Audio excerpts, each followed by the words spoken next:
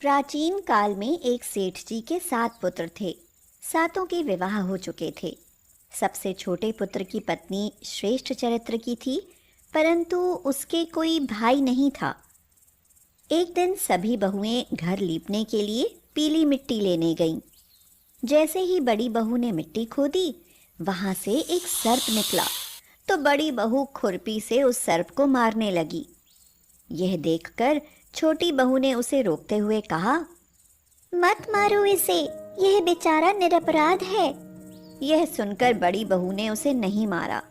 तब सर्प एक ओर जा बैठा। तब छोटी बहू ने उसे कहा, हम अभी लौट कर आती हैं, तुम यहाँ से जाना मत। यह कहकर वह सबके साथ मिट्टी लेकर घर चली गई और वहाँ कामकाज में फंसकर सर्प से जो वादा किया था उसे भूल गई। उसे दूसरे दिन वह बात याद आई तो वहां पहुंची और सर्प को उस स्थान पर बैठा देखकर बोली, सर्प भैया नमस्कार। तो भैया कह चुकी है, इसलिए तुझे छोड़ देता हूँ, नहीं तो झूठी बात कहने के कारण तुझे अभी डस लेता। भैया मुझसे भूल हो गई, उसकी क्षमा मांगती हूँ। तो सर्प ने कहा, अच्छा, तू आज से मेरी बहन हुई और मैं तेरा भाई हुआ। तुझे जो मांगना है मांग ले। छोटी बहू ने उससे बोला, भैया मेरा कोई नहीं है, अच्छा हुआ जो तू मेरा भाई बन गया। कुछ दिन व्यतीत होने पर वह सर्प मनुष्य का रूप रखकर उसके घर आया और बोला, मेरी बहन को भेज दो। बड़ी बहू ने हैरानी से कहा, इसके तो कोई भाई नहीं था। मैं दूर के रिश्ते में इसका भाई हूँ, बचपन में ही बाहर चला गया था। उसके विश्वास दिलाने पर घर के लोगों ने छोटी को उसके साथ भेज दिया। उसने मार्ग में बताया, मैं वही सर्प हूँ, इसलिए तू डरना नहीं, और जहाँ चलने में कठिनाई हो वहाँ मेरी पूंछ पकड़ लेना। इस प्रकार वह उस घर पहुंच गई। वहां के धन ऐश्वर्य को देखकर वह चकित हो गई। एक दिन सर्प की माता ने उससे कहा, मैं एक काम से बाहर जा रही हूँ, तू अपने भाई को ठंडा दूध पिला देना। उसे यह बात ध्यान न रही और उसने गलती से गर्म दूध पिला दिया, जिससे सर्प का मुंह बुरी तरह जल गया। यह देखकर सर्प की माता बहुत क्रोधित हुई, परंतु सर्प के समझाने पर वह शांत हो गई। तब सर्प ने कहा, बहन को अब उसके घर भेज देना चाहिए। तब सर्प और उसके पिता ने उसे बहुत सा सोना, चांदी, जवाहरात, वस्त्र भूषण आदि देकर उसके घर पहुंचा दिया। इतना ढेर सारा धन देखकर बड़ी बहू ने ईर्ष्या से कहा, भाई तो बड़ा धनवान है, तुझे तो उससे और भी धन लाना चाहिए। सर्प ने यह वचन सुना तो सब वस्तुएं सोने की लाकर दे दी।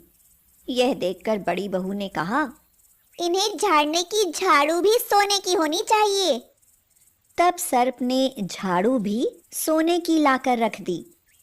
सर्प ने छोटी बहू को हीरे मणियों का एक अद्भुत हार दिया था।